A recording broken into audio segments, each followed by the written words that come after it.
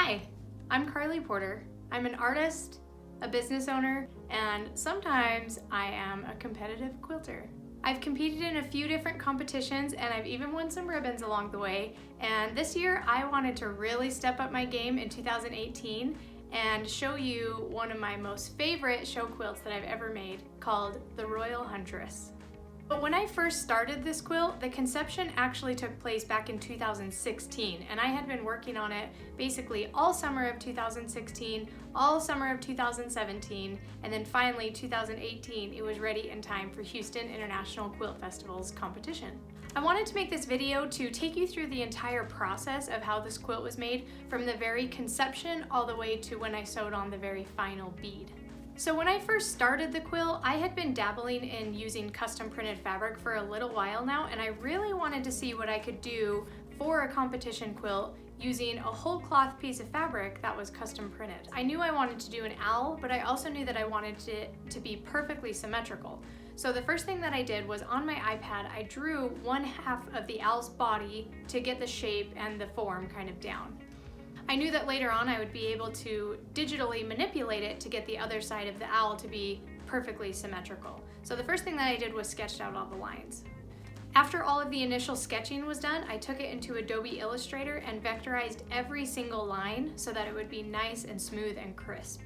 At this point, I was even making some of the strokes thicker than others to add a little more dimension, but I ended up scrapping this part because I knew that when I went to quilt it, it would be kind of tricky if some of the lines were thicker than others. So I ended up making them all uniform so that when I went to quilt them, I could quilt them uniformly. Once all the line work in Illustrator was done, I took it into Adobe Photoshop, and that's where I added all of the colors and the gradients for each section of the quilt. So at this point, I was like 200 hours into the process and I hadn't even had a piece of fabric yet. This was still all the conception of the design itself, and it was only in digital form. Once I was totally happy with the digital image, I sent it to the printer to get it printed on fabric. And the fabric was printed at 88 by 104 inches wide. So almost a king size quilt, just a little bit smaller. I knew that this was gonna be a doozy to quilt, but I was excited.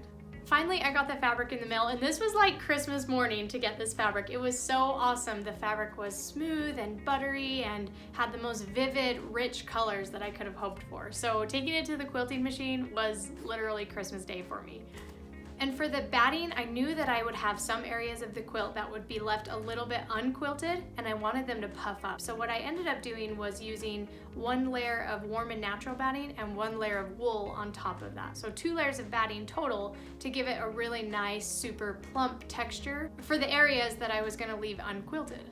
All the quilting was done free motion style, but I also used a straight edge ruler in a couple of areas.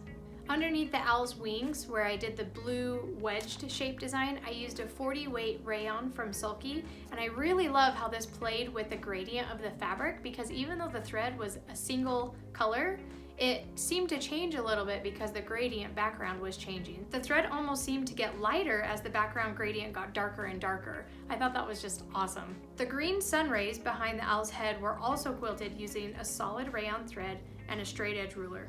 This part was a little bit tricky, and so I did end up using a straight edge ruler and a marking pen to make sure that my angles were perfectly symmetrical with each sun ray, but it was well worth all of the work to see that texture come to life.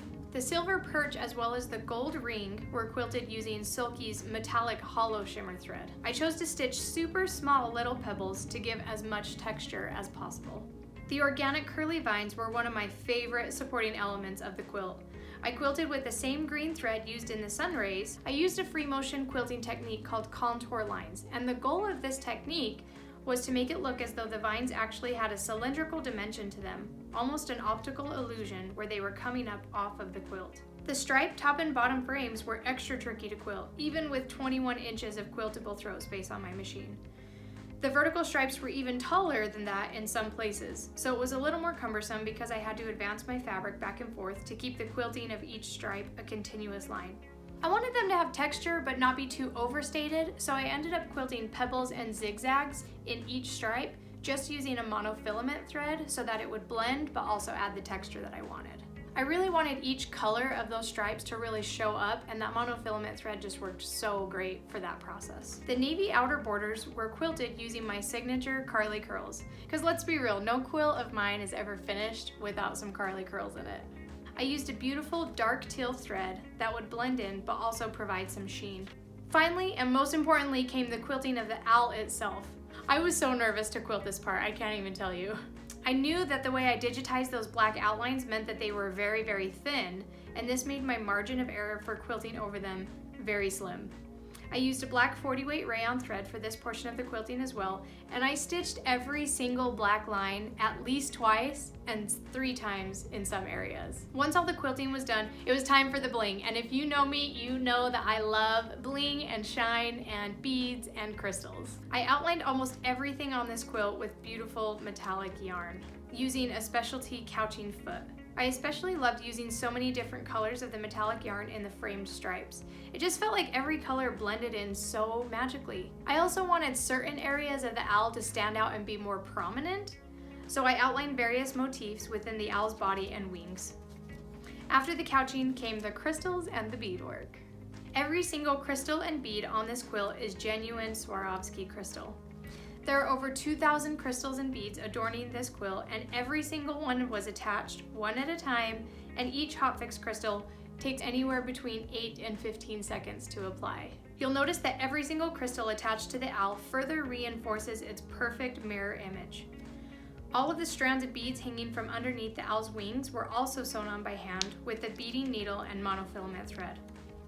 I was so nervous because I had never actually done hand beading on the top of a quilt before, but I'm really happy with the result. I will admit that I did have to re-bead quite a few strands because they weren't as perfect as I wanted them to be, but all the reworking was definitely worth it. The quilt is bound with fabric that was also custom printed because I wanted all of my colors to match perfectly. The top and bottom binding were printed in a way that the stripes from the background frame would accentuate on the binding. The side bindings were printed a soft navy with a subtle ombre getting lighter towards the center. Attaching the binding was extra tricky, and special joining seams were placed in each corner of the quilt to ensure that the stripes would be perfectly centered. The bottom binding of the quilt was also adorned with Swarovski beads, with the pattern accentuated using a teardrop bead at the bottom of each strand. This quilt was literally 2 full years in the making. It took me close to 450 hours to complete, from conception to completion. I feel like it's really stretched me as an artist, but in the best way possible. I learned so many new techniques along the way, and I feel like the techniques that I already knew were even more polished because I spent the time using them on such a large project.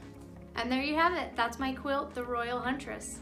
As of filming this video, I have received an email saying that the Royal Huntress won a prize in Houston, but I'm not sure what yet. So when I find out, I will update this video with that information. Thank you a ton for going on this journey with me as I show you this crazy quilt that I've made. I hope you enjoyed it, and if you have any questions, just leave them in the comments below.